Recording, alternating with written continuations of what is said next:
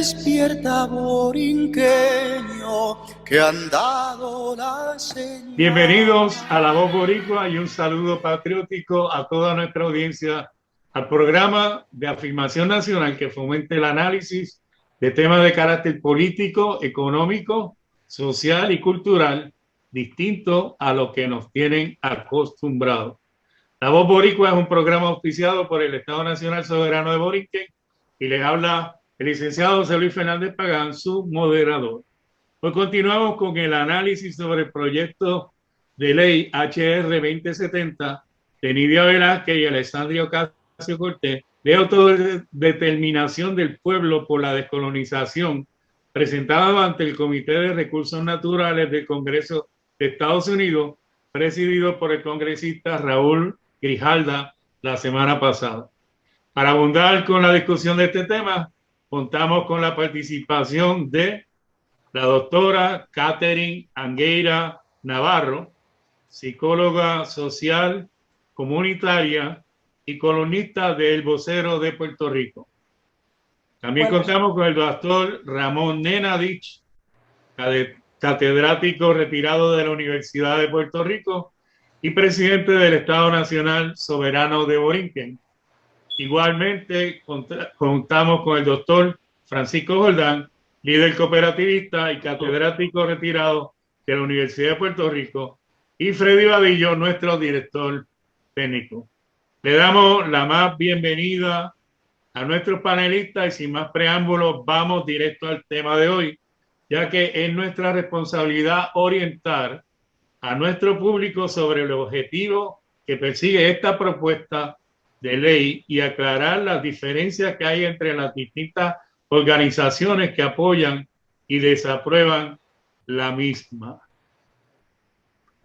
Vamos a comenzar con las preguntas. Catherine, el 19 y el 26 de abril escribiste dos columnas publicadas en El Vocero de Puerto Rico. Una fue La historia inconclusa, estatus político de Puerto Rico y descolonización de Puerto Rico, truco y treta. Háblanos sobre el primero de ellos. Bueno, primeramente, buenas noches o buenas tardes a la radioaudiencia que ustedes tienen a través de, creo que es del pueblo de Mayagüez, quienes entran los cibernautas a evaluar los trabajos que ustedes están haciendo por las redes sociales. Agradezco la invitación que me hayan brindado.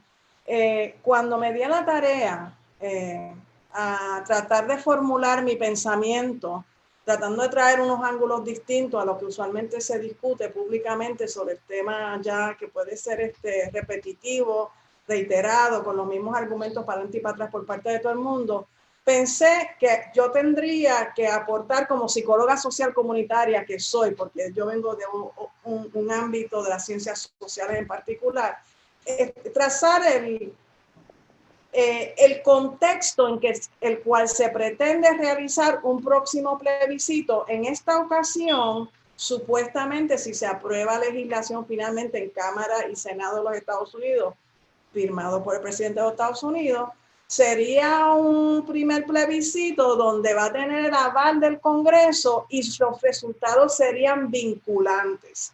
Si eso se lograra realizar todo el trámite que eso requiere, y hemos visto esta historia ya anteriormente, ¿verdad? Pero si en esta ocasión se llevara a cabo eso, yo creo que es importante llamarle la atención al Congreso de los Estados Unidos, que en Puerto Rico estamos bien pendientes a que ellos nos borran del panorama el dolor y el sufrimiento que ha ocasionado el proceso de colonización, no solamente por los 400 años que tuvimos bajo la monarquía española, sino después los 120 y pico años que llevamos bajo el imperio de los Estados Unidos, que a pesar que no es una monarquía, está actuando como una monarquía en el tratamiento que nos está dando nosotros su colonia, ¿verdad?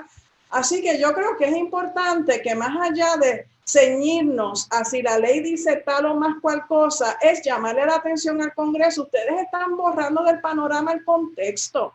Y si no prestan atención al contexto en que ustedes pretenden impulsar la realización de un nuevo plebiscito cuyos resultados podrían ser vinculantes, ese plebiscito, los resultados van a estar amañados. ¿Por qué razón? porque viene con la carga histórica de 400 años bajo la monarquía española, de una colonización, de una mentalidad del colonizado que, ¿verdad?, tenía que rendirle pleitesía a la corona española, y después tenemos 120 y pico años de una persecución política para aquellas personas que no estuvieran a favor de darle la bienvenida a los Estados Unidos, para ellos imponer su poderío sin darnos realmente participación a nosotros como ciudadanas y ciudadanos que merecemos el respeto de quienes pretenden gobernarnos, ¿verdad? Así que si no tenemos presente la trayectoria de la persecución política que hubo en contra de las personas que no estuvieron dispuestos a allanarse así porque sí al nuevo poderío de una nación que había nacido después de todo de la ruptura de una monarquía, de la corona británica, pues entonces estamos como que obviando qué es lo que va a llevar a las personas a emitir su voto. En estos 123 años y en esa columna que publiqué la semana anterior, yo estoy señalando una serie de capítulos en nuestra historia que, ¿verdad?, son algunos que señalo porque tengo 750 palabras, pero unas que destacan cómo es que se aplastaba, se procesaba criminalmente, se buscaba la forma de aniquilar el pensamiento crítico por parte de quienes querían llegar a Puerto Rico, allanar el camino y ellos imponerse, ¿verdad? Y esa dinámica que va desde la masacre de Ponce en los 30, puede ir después a la mordaza, a la ley de la mordaza aprobada en el 48, que después nos lleva a la criminalización de la bandera de Puerto Rico, toda la persecución que hubo una vez se aprueba la constitución del Estado Libre Asociado, que no es ni Estado ni libre ni asociado, ninguna de las tres cosas, pero cuando nos allanan el camino para con esa ideología hacernos pensar que estamos en un pacto bilateral, que resulta ser que no es ningún pacto bilateral, porque nos siguen manteniendo bajo la cláusula territorial de la Constitución de los Estados Unidos, que es donde se dispone de los territorios, y ellos son los que tienen el poder absoluto sobre nosotros como pueblo. Así que, ¿verdad?,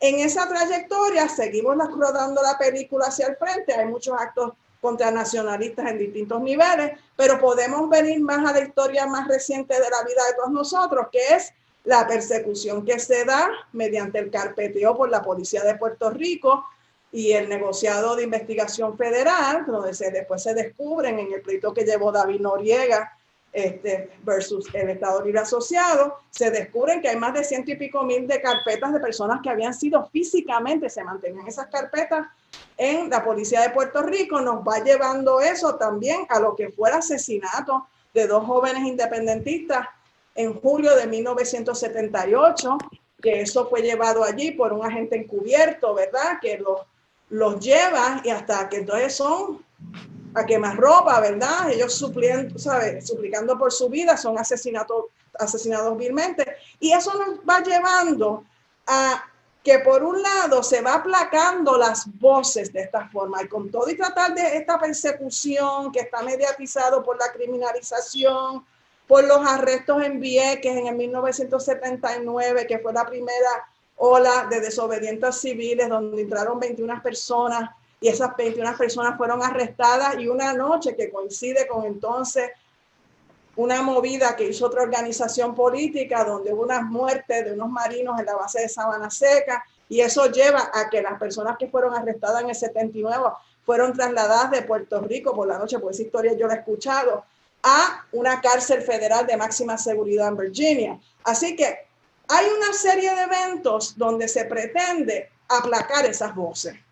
Y mientras ellos van aplacando esas voces, van también con la planadora para impulsar lo que ellos quisieran convertir a Puerto Rico desde la perspectiva del imperio. Y yo propongo en una de esas columnas que al principio nos convierten en una gran hacienda azucarera con una corporación americana. Eso va de la mano con la ley Jones, que no muchas personas conocen, que la ley Jones no es nada más la ley de cabotaje. es más allá de eso. Y dentro, escondido en esa ley, hay una disposición que permite la emisión de bonos, porque están estableciendo el sistema económico mediante el cual se va a sostener esta colonia, que es a través de la emisión de bonos con exenciones contributivas. Eso está ahí desde 1917 y no muchas personas conocen ese ámbito de la ley. ¿Qué es lo que nos lleva al presente, verdad?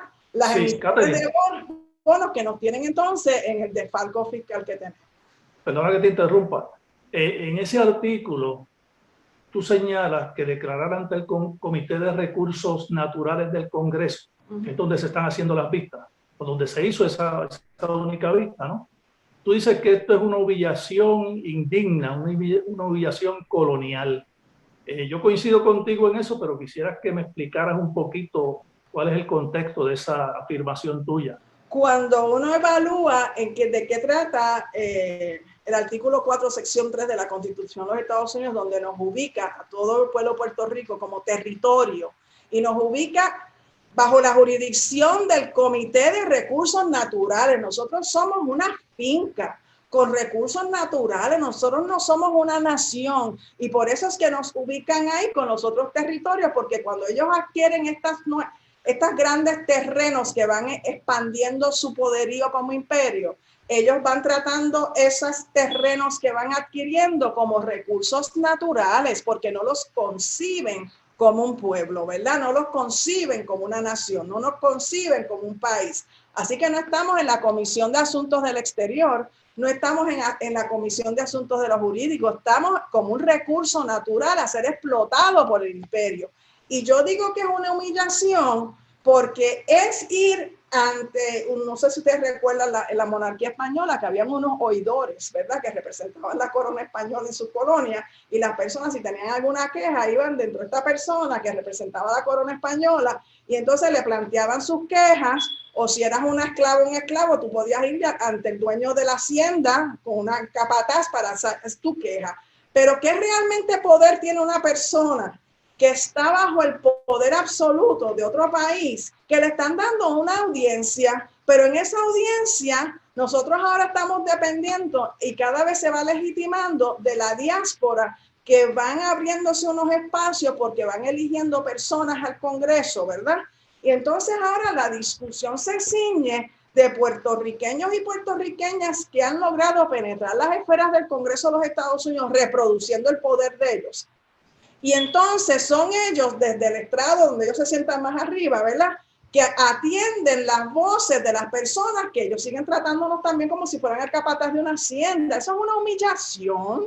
Y es una humillación. Cada vez que yo escuchaba en la última vista, cuando los americanos de la tez de otro color, con los ojos de otro color, que no es la misma de los puertorriqueños y las puertorriqueñas, ¿verdad? Les decían, yo cedo mi tiempo a la comisionada residente o a Nidia Velázquez, nos ponen a hablar entre puertorriqueños y puertorriqueños, aquellos puertorriqueños de la diáspora que lograron penetrar esos espacios, dirigiendo la discusión con nosotros, los que decidimos quedarnos aquí en Puerto Rico. Y para mí eso es una humillación, porque si nosotros vamos a abrir un diálogo para abrirnos las puertas, para que realmente se entienda que nosotros tenemos la posibilidad de, en nuestros términos, proponer qué es lo que queremos hacer con nuestro pueblo, pues yo no tendría que ir al capataz, yo no tengo que ir al dueño de la hacienda, yo no tengo que ir al rey a pedirle permiso. Eso debe estar naciendo desde nosotros y nosotras aquí en Puerto Rico y llevarle un proyecto y decirle esto es lo que nosotros queremos. O queremos esto, queremos lo otro y queremos lo otro. Ustedes tienen el poder absoluto por una constitución que yo no sé por qué al día de hoy no ha habido un comisionado residente de Puerto Rico, aunque sea simbólicamente, radica un proyecto de ley simbólico para que se enmiende la Constitución de los Estados Unidos y se derogue ese artículo 4, sección 3 de la Constitución de los Estados Unidos, que se enmiende, porque cuánto más expansión pretende tener los Estados Unidos si ya coparon el norte de América y tienen sus tentáculos a través del Caribe, y entonces sabemos de cómo ellos invaden los espacios en el Medio Oriente, en todos los otros países donde ellos llegan y nosotros vamos a imponer nuestra democracia. O sea, realmente la Constitución de los Estados Unidos, aunque sea simbólicamente, que los representantes de los territorios se atrevan a radicar ese proyecto y dicen, nosotros resolvemos todo esto. Si eliminamos eso y nos sentamos entonces a hablar como personas que hemos mantenido a estas personas casi secuestradas por 120 y pico años, cuando ustedes promulgan todo el tiempo que ustedes creen en la democracia, pero el tratamiento que nosotros no nos han dado no es un tratamiento democrático, y para mí eso es indigno, es una humillación. Entonces yo ver la actitud de que si me permiten hablar, ¿entiendes? Si me permiten hablar, y si me permiten hablar es que les voy a hablar a Jennifer González, y si me permiten hablar es que les voy a hablar a Nidia Velázquez, porque los demás están escuchando y los demás dicen, sigan hablando ustedes, porque yo voy a escuchar, pero quienes va a ejercer el voto no es Nidia Velázquez y Jennifer González, que sabemos y los conocemos aquí en el patio acá nuestro, ¿verdad? Son esas otras personas que yo quiero acceso a esas personas, y por eso es una de las críticas que voy a estar planteando próximamente con respecto al proyecto de ley de Nidia Velázquez, el 2070. En ese proyecto, ella propone, ¿verdad?, la autorización. Nuevamente, es el Congreso que autoriza a la Asamblea Legislativa, que tiene unas facultades en Puerto Rico, para convocarse y convocar una asamblea de estatus, una convención de estatus. Pues entonces, ella es la autora de una ley donde ella... Yo entiendo que es como una prepotencia, ¿entiendes? Ella autoriza que la Asamblea Legislativa de Puerto Rico se convoque, escoja estos delegados que van a conformar esta convención de estatus, y desde esa perspectiva del amo, y ella forma parte del imperio, nos va a autorizar que hagamos esto, y ¿saben qué? Que entonces también crea una comisión bilateral de asesoramiento al Congreso, donde va a quedar configurado por personas que formen parte de aquellos 10 estados, según el último censo, que contenga la mayor población de Puerto Rico posible en los Estados Unidos de Norteamérica. O sea, que nos va a poner nuevamente a hablar y tener de intermediarios entre nosotros aquí en Puerto Rico, no directamente a los que ejercen el poder en el Congreso. Vamos a estar mediatizados por esta nueva burocracia, donde se van a nombrar unas personas en esa comisión, pero de las personas que van a integrar tienen que ser parte de donde están las poblaciones puertorriqueñas en los Estados Unidos. Yo no quiero menospreciar a nuestra comunidad puertorriqueña en los Estados Unidos. De hecho, yo vengo de una familia, de una madre que se crió en Nueva York, ¿verdad? Así que yo sé de qué trata ese viaje para adelante y para atrás sociológico. Pero hay unas personas que no hemos quedado aquí en Puerto Rico. Yo sé que en la comunidad puertorriqueña en los Estados Unidos tienen unos amarres y unas ataduras emocionales, pero el día a día lo estamos viviendo nosotros aquí en esta isla. Entonces nosotros nos están poniendo a hablar como intermediarios para los congresistas que van a tomar la decisión, que no son en su mayoría puertorriqueños y puertorriqueñas, ¿verdad? Volvemos. ¿Por qué no podemos tener acceso directo a la oficina de Nancy Pelosi y a la oficina directa de Chuck Schumer, que es entonces el nuevo líder de la mayoría en el Senado? Con ellos y con ellas es que nos tenemos que poder reunir. ¿Por qué nos siguen mandando a hablar entre nosotros, con nosotros, y seguimos entonces batiendo las disquisiciones entre nosotros? Y si no rompemos el cerco de discutir la persecución política que nos ha llevado a que nazca un odio, porque esto es odioso entre los distintos sectores en Puerto Rico. Aquí hay 3 grandes tribus en Puerto Rico, de los que son estadistas, los que son estadolibristas y los que son independentistas. Después hay muchos otros subgrupos, ¿verdad? Pero esos son esos 3 sectores. Y lo que se ha fomentado por todos estos años es el odio. Y este grupo odia al otro grupo, y el otro grupo odia al otro grupo. Y entonces no hay la posibilidad de que si vamos a celebrar algún tipo de referéndum, sacando del medio ese odio, entendiendo las raíces de dónde emana ese odio de un sector contra el otro, podamos libremente realmente evaluar, tendremos la capacidad como pueblo, porque ya psicológicamente nos han hecho como un lavado de cerebro, por todos estos años, de que somos incapaces, ¿verdad? Y somos incapaces porque entonces no somos capaces de montar nuestra propia economía porque nos lo impidieron hacer, no tenemos nuestra propia economía.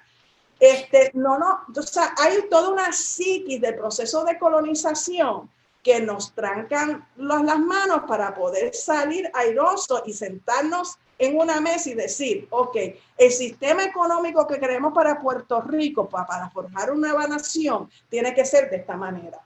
Al día de hoy yo no veo esa discusión, más allá discusiones veladas, que si este sector es socialista, que si este otro sector quiere copiar a Singapur, pero no vemos un plan de trabajo que si fuéramos independientes mañana, así es que vamos a montar nuestra economía. No vengan con el plan genérico, que es que vamos a eliminar las leyes de cabotaje. Ok, pero ¿cuál es la producción que vamos a tener en Puerto Rico? ¿Cómo es que vamos a fomentar el empleo en Puerto Rico para que podamos vivir de nuestra propia producción? Yo esa parte, yo no la escucho en la discusión en Puerto Rico. Entonces, Catherine, diga usted. Perdona que te interrumpa. Mira, es que tú dices también en ese primer artículo, y cito lo que tú dices, la discusión reduccionista con respecto a esos dos proyectos de ley, trazando mapas distintos para la descolonización, está desnaturalizada del efecto que tendrá la crudeza de la persecución política que soslaya siglos de opresión colonial a un pueblo que le han coartado su libre albedrío mediante la imposición de la ideología dominante. Se encamina a una votación sobre su futuro político. Cierro la cita. Me gustaría que ampliaras un poco más sobre ese tema, porque me parece que es muy importante para que nuestro pueblo pueda estar preparado para tomar una decisión de esa naturaleza. Cuando yo digo se desnaturaliza, o sea, la forma que uno escucha esta discusión en el Congreso es ¿cómo se va a conformar la papeleta? ¿Estadidad sí o no? Es como si estuvieras escogiendo entre un detergente de fregar de una marca y el de otro detergente de fregar de otra marca. Y lo tratan con esa liviandad. Si no entienden que detrás de cada una de esas opciones hay una historia, y en particular la opción que tiene que ver con la independencia, de persecución política que ha conllevado incluso masacre contra personas que se enfrentaban al poder de los Estados Unidos, pues entonces nos están llevando a votar desnaturalizado de esa propia historia. No, esto no es que si tú quieres independencia, estadidad o colonia, es que detrás de cada una de esas fórmulas hay una historia y tú tienes que ser respetuoso de esa historia. Porque si no eres respetuoso de esa historia y dices, esto es bien sencillo, pongo en la papeleta estas 3 opciones, cada uno que marque la opción que quiera, los contamos con palitos y entonces el que gane un voto adicional de los demás, pues se gana. No, aquí hay esa historia y por eso es que yo estoy proponiendo, nena Dixie, ¿verdad? Al final de esa columna, yo digo aquí hay que hacer una comisión de la verdad y esta comisión de la verdad debe ser convocada por el Congreso de los Estados Unidos. Casualmente, cuando estamos grabando este programa, que hoy es miércoles, hoy la speaker de la Cámara, Nancy Pelosi, hoy habló en el noticiero de los Estados Unidos de que ella quiere propiciar una comisión de la verdad para analizar los hallazgos de lo que pasó el 6 de enero. Así que la figura que muchas veces se habla que solamente las comisiones de verdad se están efectuando en Centro y Latinoamérica, ¿verdad? No. Hoy Nancy Pelosi, hoy miércoles, lo propuso para hacer y dice The Commission of Truth, para investigar qué fue lo que pasó el 6 de enero, cuando hubo una insurrección esa que hubo en el Capitolio. Así que yo creo que, y de igual forma está el senador Cory Booker propiciando una investigación sobre qué es lo que ha pasado con la esclavitud y el daño ocasionado de la esclavitud en los Estados Unidos. O sea, tenemos que abogar que nosotros queremos profundizar en nuestros problemas. Catherine, y es irónico ver cómo es que ellos están teniendo esta comisión de la verdad y siguiendo esta misma línea de pensamiento sobre las persecuciones patrióticas y asesinatos políticos aquí en Puerto Rico. Es irónico porque quieren la comisión de la verdad sobre los eventos que pasaron en el Congreso cuando Trump, Y sin embargo, no están haciendo este proceso que ya en el 1972 el Comité de Descolonización de la ONU le dijo a los Estados Unidos, dentro de esos 36 resoluciones que han sometido, que es necesario que Estados Unidos investigue y saque a la luz pública todos estos abusos y asesinatos políticos que han habido aquí en Puerto Rico. ¿Qué te parece de esa ironía? La ironía es que a mí me estuvo bien llamativo cuando escuché a Nancy Pelosi usar la frase Commission of Truth, ¿entiendes? Yo decía, wow, esta señora ya está como que cayendo en tiempo, que aunque sea lo que pasó en su propio Capitolio bajo el mando de ella como, ¿verdad? Como presidenta de un cuerpo, pero que ella, estoy de acuerdo contigo, hay mucha hipocresía que aun cuando les toca a ellos mismos, hay un sector en el Capitolio que no quiere tocar eso a distancia de yo no sé cuántos metros de una yarda, ¿verdad? Pero hay otros que quieren entender porque vivieron la experiencia. Cuando ustedes escucharon el testimonio de Alexandra Ocasio, que ella ese día revivió porque ella había sido víctima de violencia sexual, el pánico y el terror que ella vivió habiendo sido víctima de violencia sexual, lo volvió a revivir. Están reviviendo en carne propia las otras personas que se tuvieron que agachar, esconder, proteger, porque le estaban invadiendo sus espacios y ya estaban entrando personas armadas. O sea, ellos vivieron esa experiencia. Ellos están bregando con no borrar esa experiencia por razones políticas en contra del sector republicano, ¿verdad? Ellos tienen otro interés en eso. Pero lo cierto del caso es que nosotros tenemos que aprovechar ese momento donde ellos están, cuando ellos se han sentido atacados como congresistas en ese Capitolio, que ha sido el ataque que nosotros hemos sufrido por todos estos años, por 123 años, donde no nos permiten la libre expresión de por lo menos dilucidar la ruptura. Necesariamente no tenemos por qué estar amarrados como una de las opciones. Hay otras personas que creen en entrar como Estado, pues hay un sector que cree en eso, pero entonces hay otro sector que se ha acostumbrado a ser colonia y se sienten felices siendo colonia, porque la ideología dominante los acostumbró a pensarse a sí mismos como colonizados, ¿verdad? Así que nosotros tendríamos, y yo creo que es un buen momento para, aprovechando que ya Pelosi está haciendo eso, el senador Cory Booker, que también tiene un interés en resarcir el daño ocasionado a los afrodescendientes en los Estados Unidos por toda la repercusión que tuvo la esclavitud, se están abriendo unos espacios en el Congreso de Estados Unidos. Pues yo creo, Catherine, que yo estoy de acuerdo contigo en eso, y de hecho aquí en Puerto Rico se está trabajando sobre los asesinatos que hubo, no solamente en las masacres, sino también el de Chago,